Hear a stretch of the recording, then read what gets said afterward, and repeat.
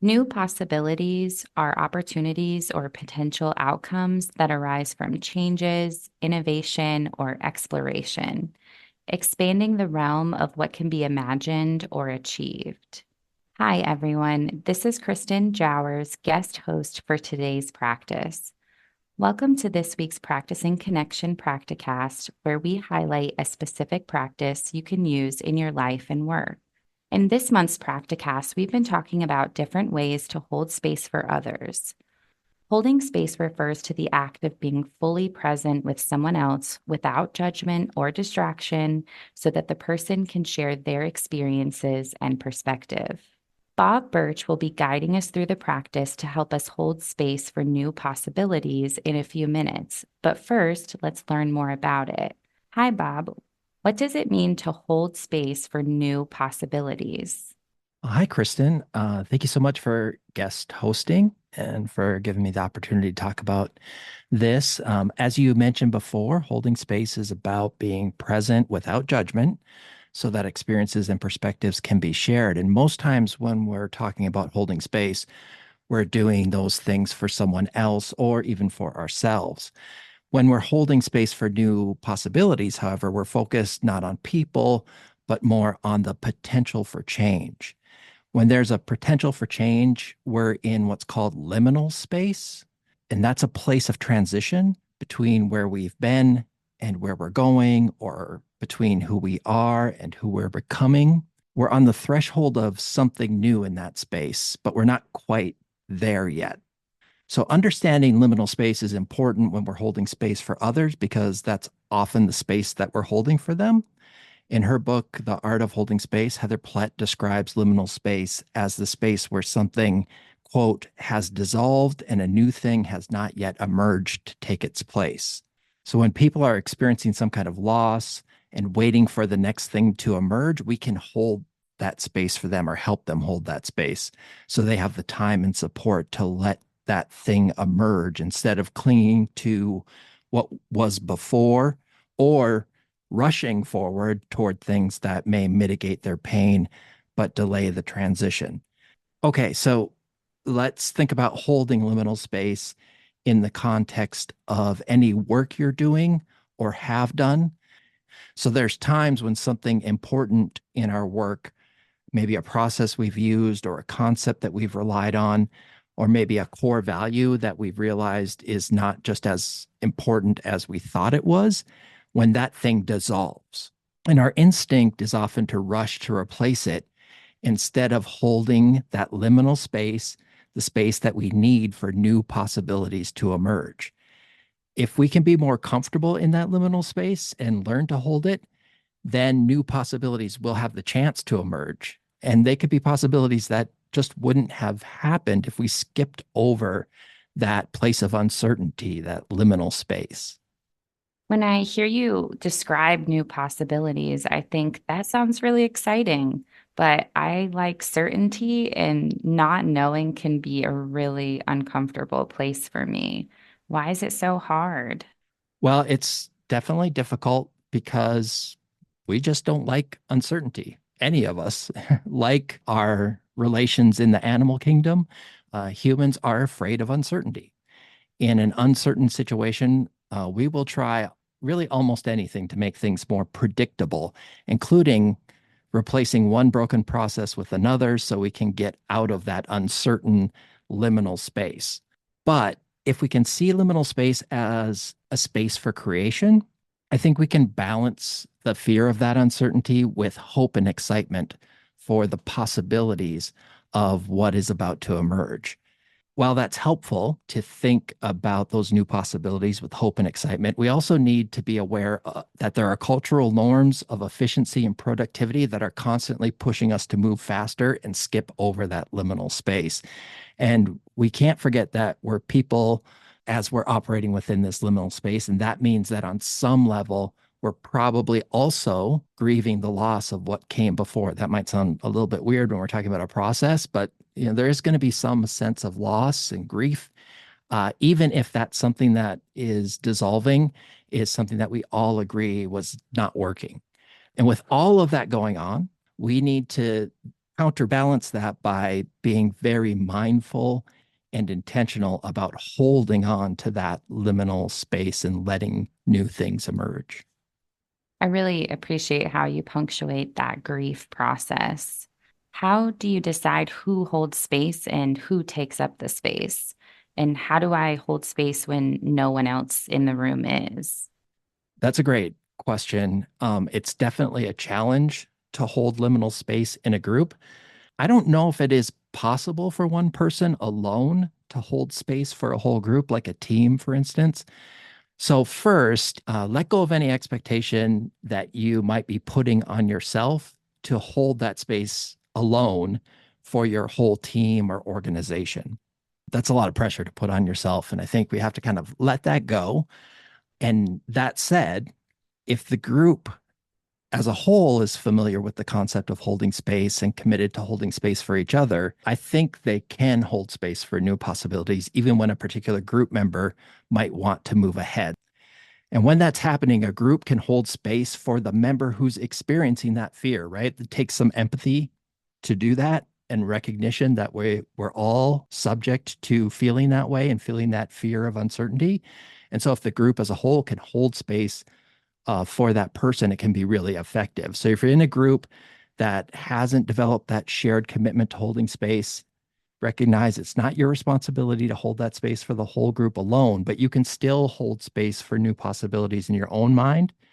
You can offer new directions for the group. If you do it with compassion and empathy, you can point out when the group might be clinging to something that has already dissolved. And you might suggest pausing a conversation when things might be rushing toward a quick fix, by just saying something like, hey, maybe we're getting ahead of ourselves. Could we take a breath and just think about, what might be possible? And if you express that you feel like something new could emerge, if the group's willing to hold that space, it might allow the group to join with you in allowing it to do so. So let's get started. Please walk us through the practice. The practice I want to share helps us hold space for new possibilities by getting us used to letting something go and seeing something new emerge. It was inspired by Heather Plett's personal practice of painting on the same canvas over and over again.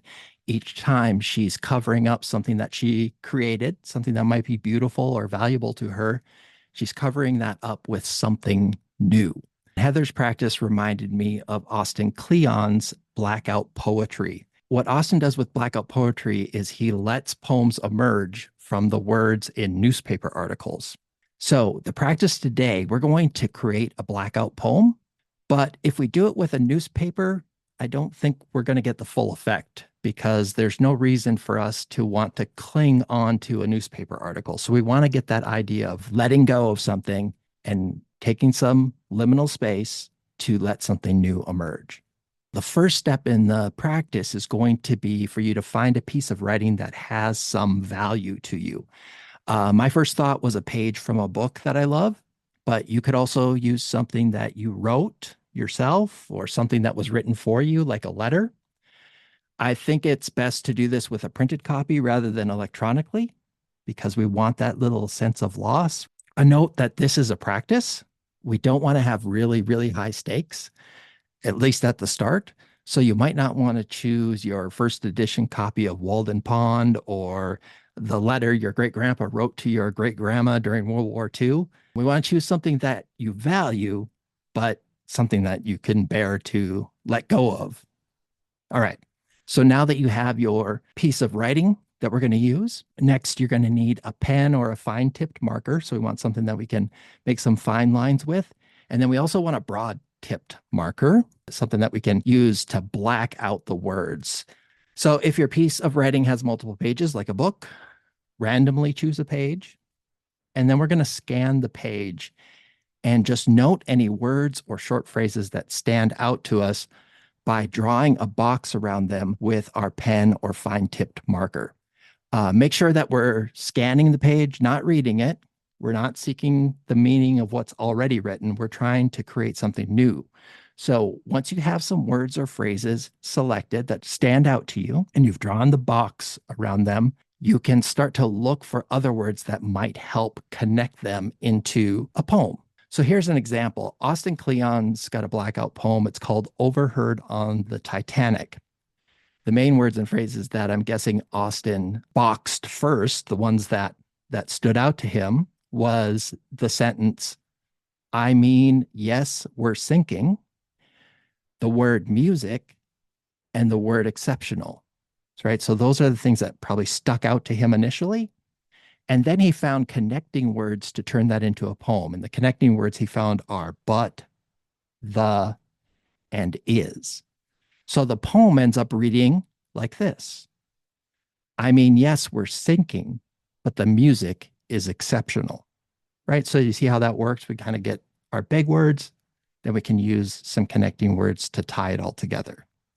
If you're having any trouble visualizing this, check out the show notes for this episode at oneop.org/podcast. We'll put a link there to Austin Kleon's video on how to do blackout poetry. Now we've drawn our boxes around our main words and phrases and our connecting words, and they all read the way that we want them to, right? We've connected them all together. We've made a little poem. The next step is to take your broad-tipped marker and black out all the other words on the page so that all that remains readable are the words that you drew boxes around. And this is part of like Heather's painting over, right? If we just drew boxes around the words in our book, for instance, we might not have really made anything new and we really haven't let go of that page. We could still read that page just like we read it without the boxes around the words. But once we black out all the other words, we're really creating something new and letting go of something old. And then once you've blacked out those words, that's it. That's your blackout poem. You've let go of something that you valued and held the space necessary for something new to emerge. If you'd like, take a photo of your blackout poem, share it with friends, or you can post it to the Practicing Connection community on LinkedIn, and that'll give you an opportunity to share your experience and reflect on how it felt to hold space for new possibilities. That's wonderful, Bob. Thank you for guiding us through. You're welcome. That's it for this episode. Thanks for joining us. We hope you'll give this practice a try and share your experience, as Bob said, in the Practicing Connection LinkedIn group, where people supporting military families practice the skills that empower us to work together so that we can positively impact our communities and help families thrive. You'll find the link to the group on our website at oneop.org/practicingconnection. We'll be back next week with an in-depth episode discussing how to watch for opportunities to think big, one of the 8 ways of cultivating community resilience that we identified in our Connecting Communities in Asset-Based Community Recovery project. Until then, keep practicing. The Practicing Connection podcast is a production of OneOp and is supported by the National Institute of Food and Agriculture, U.S. Department of Agriculture, and the Office of Military Family Readiness Policy, U.S. Department of Defense, under award numbers 2019-48770-30366 and 2023-48770-41333.